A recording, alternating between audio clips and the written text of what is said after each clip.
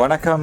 நான் டாக்டர் ராமநாதன் அர்ச்சுனா. இன்றைக்கு 2025ஆம் ஆண்டு ஆகஸ்ட் மாதம் 15ஆம் தேதி ஒரு தமிழ் மக்களுக்கு ஒரு சந்தோஷமான, நிம்மதியான, ஆனால் சுமந்திரன் போன்ற ஒரு அரசியல்வாதிகளுக்கு ஒரு தலையிடியான ஒரு முக்கியமான விடயத்தோடு நான் உங்களை இந்த வீடியோவில் சந்திக்க விரும்புகிறேன்.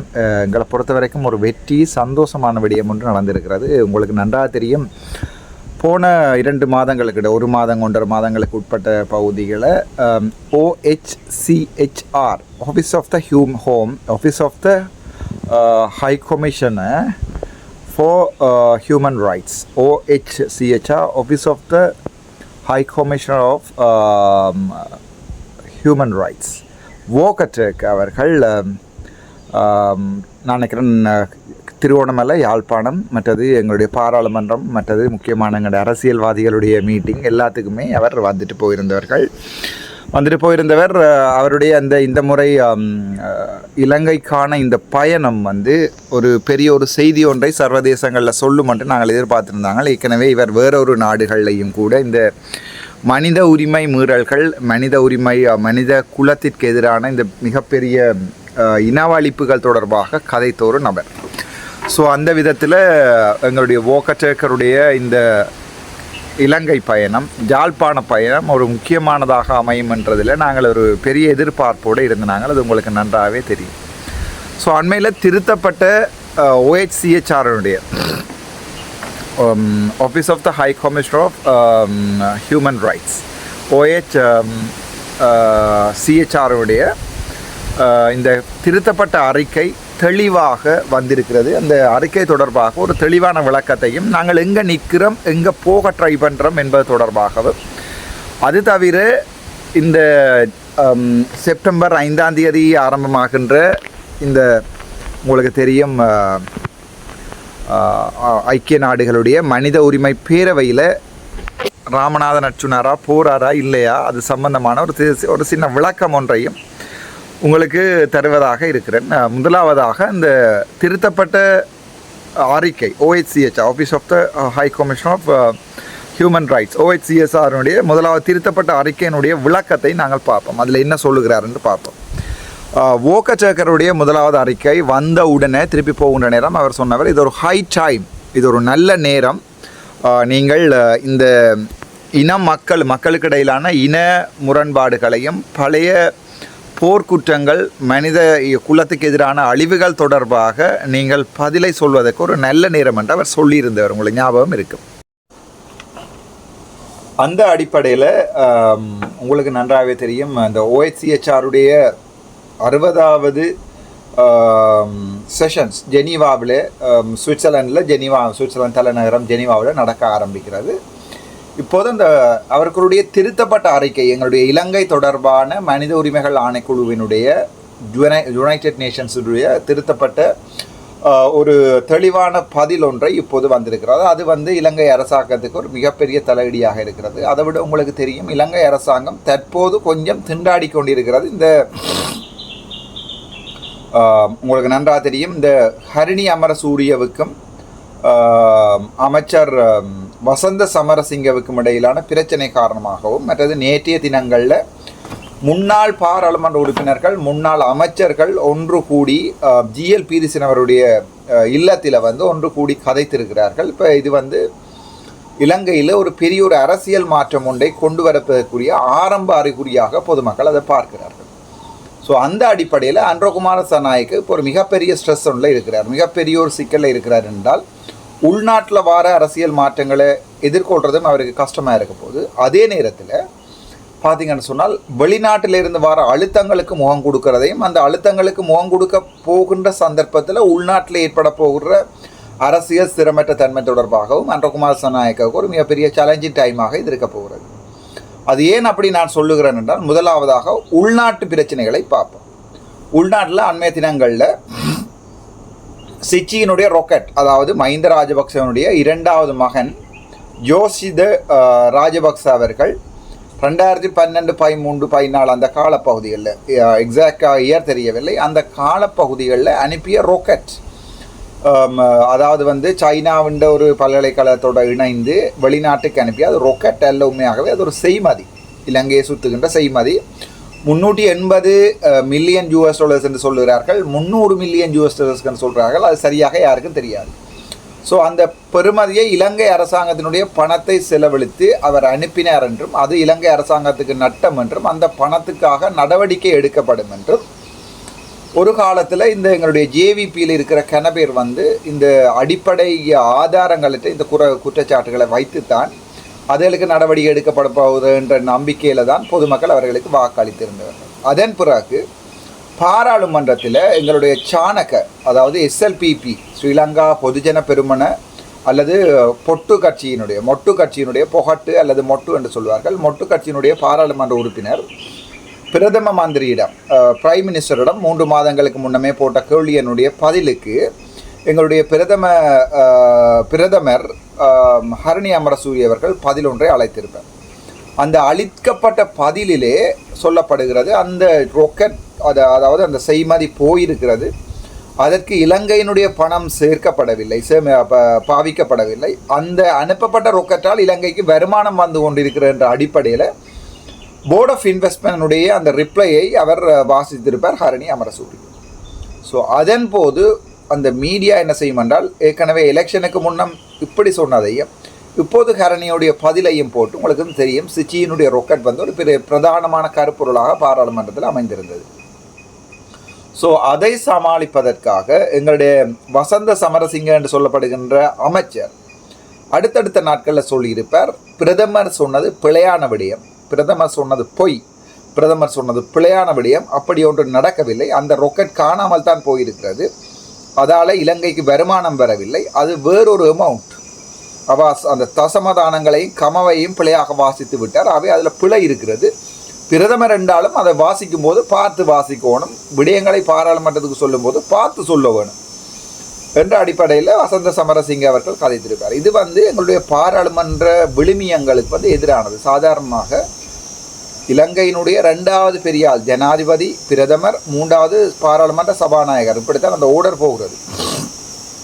ஸோ பாராளுமன்ற சபாநாயகர் அவர்கள் இந்த விடயத்தை கதைக்காவிட்டால் கூட இலங்கையினுடைய 2வது பெரியவர் பிரதமர் ஒருவர் இந்த ஒரு விடயத்தை அரசாங்கம் சார்பாக சொல்லுகின்ற போது அதே கேபினட் அமைச்சர் ஒருவர் அந்த விடயம் பிழை, சொன்னது பிழை, அது அரசியல் ரீதியாக சொல்லியிருக்கிறார் என்ற அடிப்படையில் ஒரு நாளுமே சொல்ல முடியாது.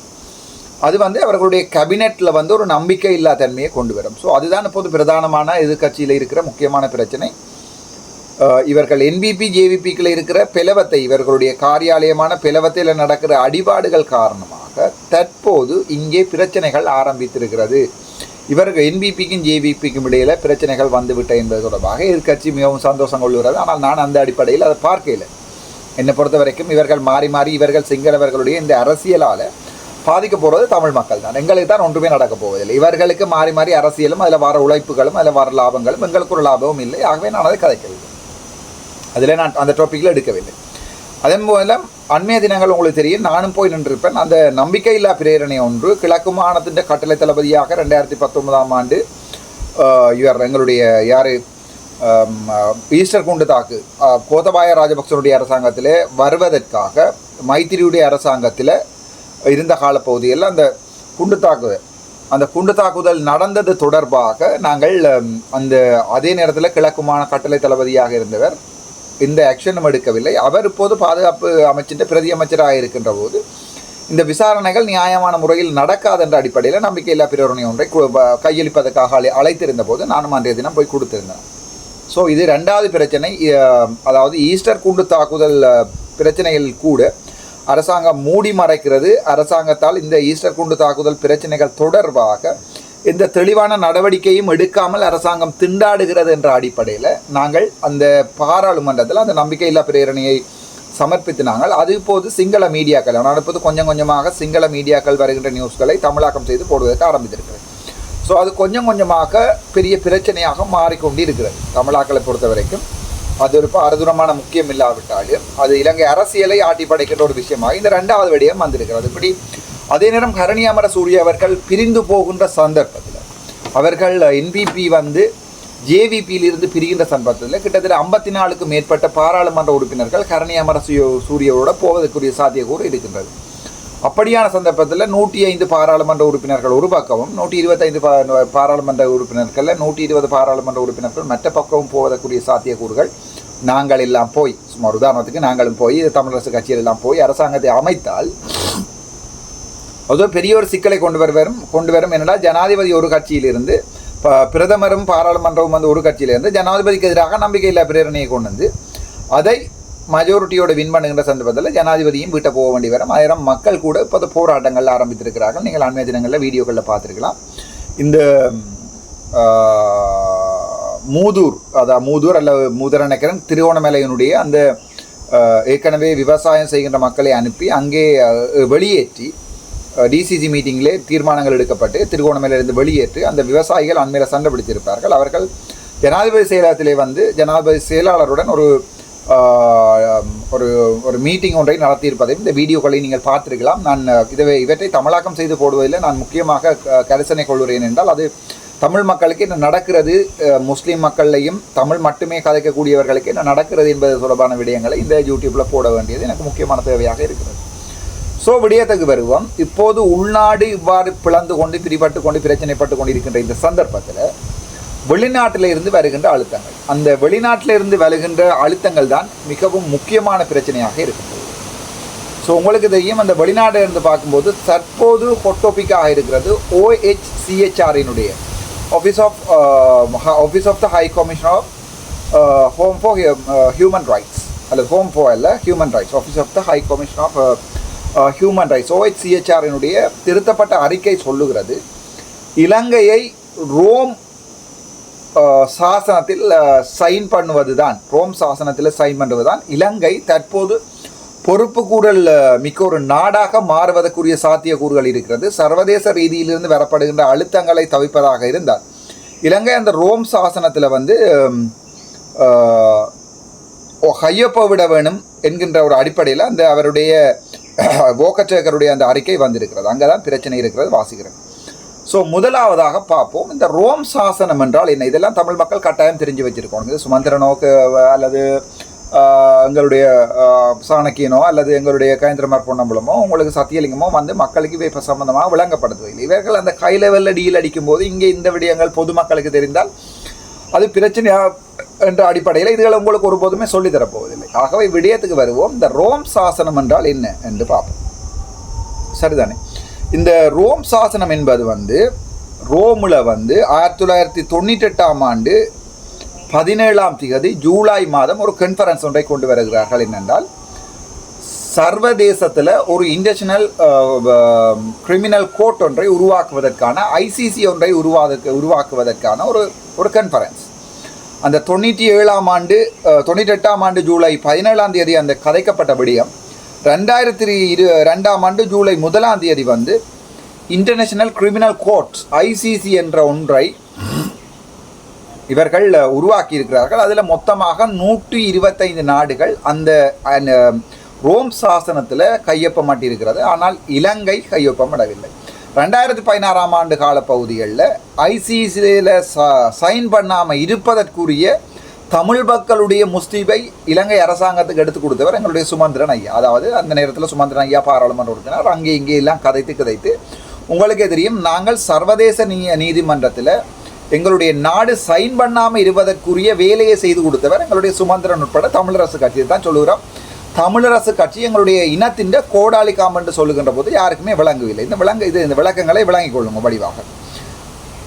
அது என்னென்றால் அவர் எங்களுடைய வோக்கச்சேக்கர் சொல்லியிருக்கிறார், OHCHRC சொல்லியிருக்கிறது, அதாவது இலங்கை ஒரு பொறுப்பு கூறல் சொல்ல வேண்டிய நாடாக மாற வேண்டுமாக இருந்தால் இலங்கை கட்டாயமே அந்த ரோம் சாசனத்தில் சைன் பண்ண வேண்டும் என்ற அடிப்படையில் சொல்லியிருக்கிறது. அப்படியாக சைன் பண்ணுகின்ற சந்தர்ப்பத்தில் இலங்கையில் இருக்கிற எந்த ஆட்சியாளர்களும் எந்த இராணுவ குற்றவாளிகளும் தப்ப முடியாது, சர்வதேச நீதிமன்றத்துக்கு போய்த்தான் ஆகுவர்.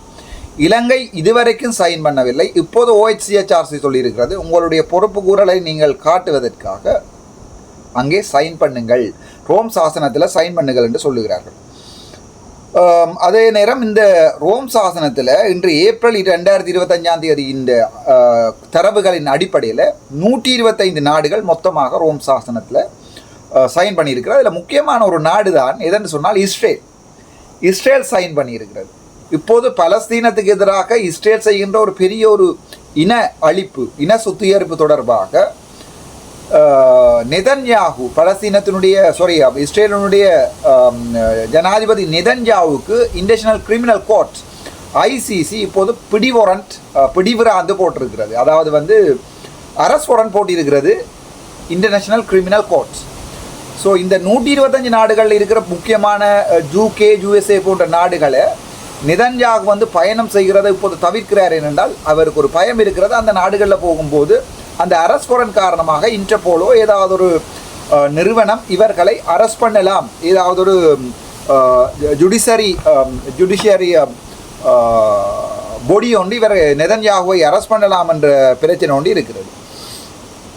உங்களுக்கு தெரியும் 2010ஆம் ஆண்டு எங்களுடைய இனத்துக்கு எதிரான எங்களுடைய 2009ஆம் ஆண்டு நடந்ததன் பிறகு 2010ஆம் ஆண்டிலிருந்து இந்த ரோம் சாசனத்தில் இலங்கையை கையொப்பமிடம் வைக்க வேண்டும் என்ற அடிப்படையில் புலம்பெயர் வாழ் தமிழ் மக்கள் பல பேர் ஈடுபட்டாலும் அதை இங்கே இருந்து கொண்டு கோடாலி காம்புகளாக எங்களுடைய பாராளுமன்ற உறுப்பினர்கள் தான் துளைச்சது.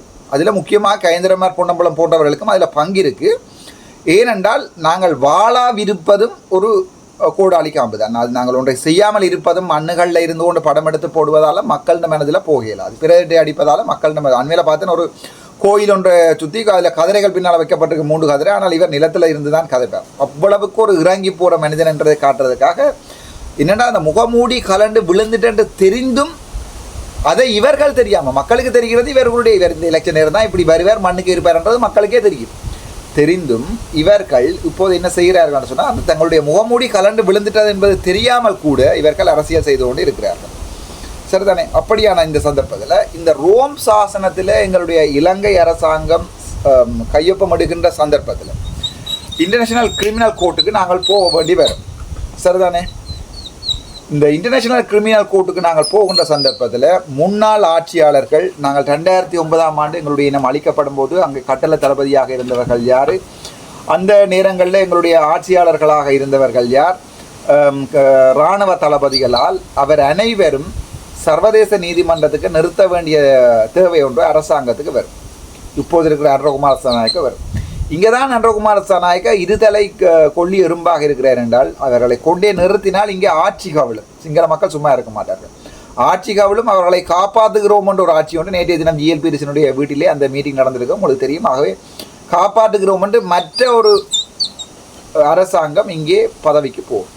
காப்பாற்றாவிட்டால் அன்றகுமார் சனாய்க்கு சர்வதேசத்திலிருந்து வர IMF கடன்கள்ல இருந்து எல்லாமே நாசமாகும். ஸோ அன்றகுமார் சனாய்க்கு இப்போது பெரிய பொறிகளை இருக்கிறார். இந்த விடயத்தில் இப்போது ராமநாதன் அர்ச்சுனாவினுடைய பங்கு என்னென்றால், இதுவரைக்கும் எந்த ஒரு தமிழ் அரசியல்வாதிகளும் துணிந்து சர்வதேச நீதிமன்றங்களையும் சர்வதேச அமைப்புகளையும் இலங்கைக்கு எதிராக சாட்சியம் சொன்னது இல்லை. அதாவது எந்த அரசியல்வாதிகளும் இலங்கைக்கு எதிராக நடந்த உண்மைகளை சர்வதேச நீதிமன்றங்களில் வாக்குமூலம் கொடுப்பதற்கு தயாராக இருந்ததில்லை. அது உங்களுக்கு நன்றாகவே தெரியும். இந்த நேரத்தில் இப்போ இதில் ஒரு கிறுக்கு பிடித்த அரசியல்வாதி தான் இப்போது முக்கியமான பிரச்சனையாக இருக்க போகிறார் எங்களுடைய அரசாங்கத்துக்கு. இந்த கிறுக்கு பிடித்த அரசியல்வாதியை எவ்வாறு கண்ட்ரோல் பண்ணுவது என்பதுதான் பிரச்சனையாக இருக்கும். இனி அடுத்தடுத்த நாட்களில் இந்த கைது பம்பல்கள் நடக்கலாம். கைது பண்ணி என்னை ஜெனீவாவுக்கு போக விடாமல் தடுப்பதற்குரிய வேலைகளை இவர்கள் செய்யலாம். அல்லது வந்து ஏதாவது அரசு வாரண்ட் ஒன்றை போடலாம், அல்லது சுட்டுக்கொலை செய்யலாம். அப்படி இப்போது இலங்கை அரசாங்கத்தினுடைய நிலைமை படு மோசமாக மாறி இருக்கிறேன் என்றால் உங்களுக்கு நன்றாகவே தெரியும். என்னை பொறுத்த வரைக்கும் நான் யாருக்குமே பயந்தவன் இல்லை. நடந்தது முள்ளிவாய்க்கால நடந்தது இனப்படுகொலை என்பதில் சொல்றதுல எனக்கு எந்த பயமும் இல்லை. ஏனென்றால் என்னுடைய தந்தையை இழந்தவன், ஒரு அரசியல்வாதியாக அல்ல, தமிழ் மக்களுடைய அரசியல்வாதியாக அல்ல, ஒரு வைத்தியராக அல்ல, ஒரு தந்தையை இழந்தவனுடைய மனதில் இருந்து என்னுடைய அப்பா காணாமல் ஆக்கப்பட்டிருக்கிறார் 2009ஆம் ஆண்டு. அதோட கொத்தாக மக்கள் காணாமல் ஆக்கப்பட்டிருக்கிறார்கள் என்பதையும் இந்த 30 வருட காலங்களில் நாங்கள் அனுபவித்த வலிகளையும் துணிந்து சர்வதேச நீதிமன்றங்களையும் சர்வதேச மனித உரிமைகள் என்ன சொல்வது தமிழில் இந்த கான்ஃபரன்ஸ் என்று சொல்வார்கள், இந்த குழுக்கள்லையும் போய் சொல்வதற்கு ராமநாதன் அர்ச்சுனா ஒருபோதும் பயப்பட போவதில்லை. அண்மைய தினத்தில் ஒரு சிங்கள ஊடகத்தில் இருந்து ஒரு நண்பர் ஒருவர் ஒரு ரிப்போர்ட்டர் எடுத்தார். எனக்கு எடுத்து கேட்டார், நீங்கள் UN உங்களுடைய மைக் ஆஃப் பண்ணினது தொடர்பாக கதைக்க இருக்கிறீர்களான்னு. நான் சொன்னேன், போகின்ற சந்தர்ப்பத்தில் போனால் கதைக்கு டைம் கிடைத்தால் கட்டாயம் நான் அங்கே சொல்லுவேன். திட்டமிட்ட ரீதியில் தமிழ் பாராளுமன்ற உறுப்பினர் அவருடைய மைக்கை விமல் ரத்நாயகவனுடைய கூற்றின்படி பிழையாக அவர்கள் அந்த மைக்கை ஓஃப் பண்ணி இருக்கிறார்கள், தமிழரை அடக்குமுறை செய்திருக்கிறார்கள் என்பதற்கு தெளிவாக ஆதாரங்கள் எங்களோட மீட்டிங் மினிட்ஸே இருக்கிறது. ஆகவே அது ஒரு முதலாவது விடயம். ரெண்டாவது விடயம் இந்த விடயத்தில், அதாவது இந்த விடயத்தில் தொடர்ந்தும் எனக்கு இந்த சிஐடியாலையும் அதே நேரங்களில் இந்த போலீஸாராலையும் தொடர்ந்து அச்சுறுத்தல்கள் இருக்குது. உங்களுக்கு தெரியும், காடுகளுக்குள்ள இருக்க வேண்டிய நிலைமையும் இருக்கிறேன். நான் துணிந்து பயப்படாமல் எல்லா விடயத்தையும் கதைப்பேன். என்னென்றால் சிலவர் கேட்பால் ஏன் இவ்வளவு துணிந்து செய்கிறேன் என்றால், இவ்வளவு காலமும் ஒவ்வொரு தமிழ் அரசியல்வாதியும் ஒன்று முதுகெலும்பு இல்லாதவங்க, கோப்பையில் சோறு போட்டு சாப்பிட தெரியாதவங்க, அல்லது லிஃப்ட்டில் பட்டன் அமர்த்த தெரியாதவர்களைத்தான் நீங்கள் பாராளுமன்றத்துக்கு அனுப்பியிருக்கிறீர்கள். நான் அந்த கூட்டத்துக்குள்ளே இருந்து நெறித்தனமான ஒரு பாராளுமன்ற உறுப்பினராக சாவதற்கு தயாராக இல்லை. தெளிவாக சொல்லுகிறேன், இந்த விடயம் தொடர்பாக எந்த சர்வதேச நீதிமன்றத்திலையும் போய் சொல்லுவதற்கு நான் தயாராக இருக்கிறேன்.